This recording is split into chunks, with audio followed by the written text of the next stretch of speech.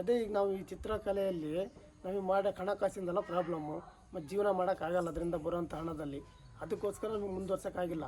ಅದನ್ನು ನಾವು ಮುಂದುವರ್ಸೋಕ್ಕೆ, ನಾವು ಮಾಡೋಕ್ಕೆ ಬೇಕಾದಂಥ ಹಣ ಸೌಕರ್ಯಗಳೆಲ್ಲ ವ್ಯವಸ್ಥೆಗಳೆಲ್ಲ ಆದರೆ ಮಾಡೋಕ್ಕಡ್ಡಿಲ್ಲ.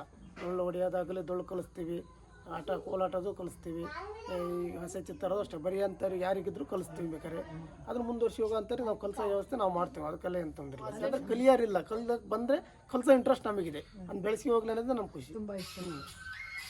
ಸೊ ಯಾಕೆ ಕಲಿಯೋರಿಲ್ಲ ಅಂದರೆ ಈಗಿನ ಇದರಲ್ಲಿ ಆಗಿನ ಥರ ಜನ ಯಾರೂ ಬರಲ್ಲ. ಈಗೆಲ್ಲ ಏನಿದ್ರು ಟೆನ್ಷನ್ ತೊಗೊಳಕ್ಕೆ ಜನ ಇಷ್ಟಪಡಲ್ಲ. ಏನಾದರೂ ಫ್ರೀಯಾಗಿ ಆರಾಮಾಗಿರೋಕೆ ಮಾಡ್ತಾರೆ.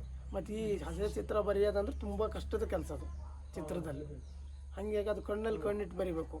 ಹಾಗಾಗಿ ಈಗ ಜನರಿಗೆ ಆಗಿನ ಥರ ತಾಳ್ಮೆ ಇರಲ್ಲ. ಈಗ ಸೀರಿಯಸ್ ಈಗೇನಿದ್ರು ಸ್ಪೀಡು ಈಗ ಹಿಂಗೆ ಎಷ್ಟು ಹೋಗ್ತಾ ಇರ್ಬೇಕಷ್ಟೇ.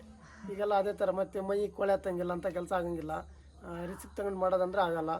ಈಗೆಲ್ಲ ಈಗ ಜನರ ನಾಲೆಜ್ ಚೇಂಜ್ ಆಗ್ಬಿಟ್ಟಿದೆ ಈಗ. ಅದಕ್ಕಾಗಿ ಅದನ್ನ ಇಷ್ಟಪಡಲ್ಲ ಯಾರು. ಈ ಥರದವರೆಲ್ಲ ಸಿಕ್ಕೋದು ಭಾರಿ ಕಡಿಮೆ.